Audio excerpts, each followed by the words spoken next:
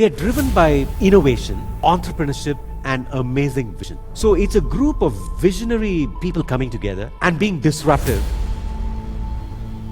There was a study done in Michigan School of Business, and there were these two guys, it's Pine and Cameron, I believe. They came out with this framework, and I think they called it the Competing Values Framework. You don't need to remember the name. And they looked at a lot of attributes, and ultimately, based on those attributes, they identified 4 distinct cultures. They came down to these 4 attributes, ultimately.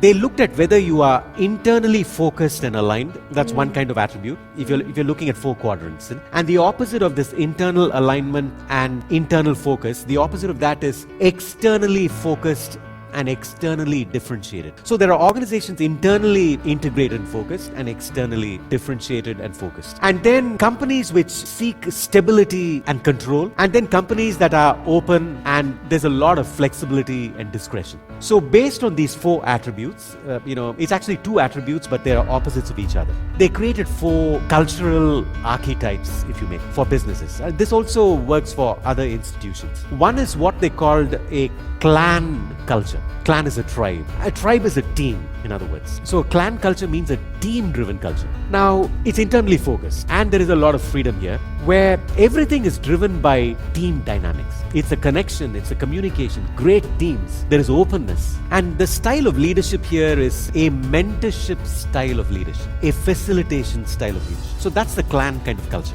Now, many companies would fall under this. They internally focus. It's all about great teams. Now, in fact, Netflix is, you may be surprised, they're actually kind of organized this way, Netflix. And everything is about team. In fact, the role of a manager is to create great teams. And the role of the team is to create great results. The other culture is this. They called it adhocracy. It's a culture that's driven externally and by great differentiation. They are driven by innovation, entrepreneurship, and amazing vision. So it's a group of visionary people coming together and being disruptive and highly differentiated. So there is a lot of chaos in an organization like this. And everything is based on differentiation, innovation, and vision. And this is a very, very different kind of, it's not based on team. It's visionary people, very entrepreneurial people, very innovative people. And they're just breaking existing paradigms. They're disrupting. So this is a very different kind of culture. Maybe Tesla might fall under this. A third kind of culture is a hierarchy-driven culture. Now, it's all about what's your role and status and seniority and experience. Right? And a lot of organizations are, unfortunately, they claim a lot of other things, but they fall under this paradigm. You can call it the command and control paradigm.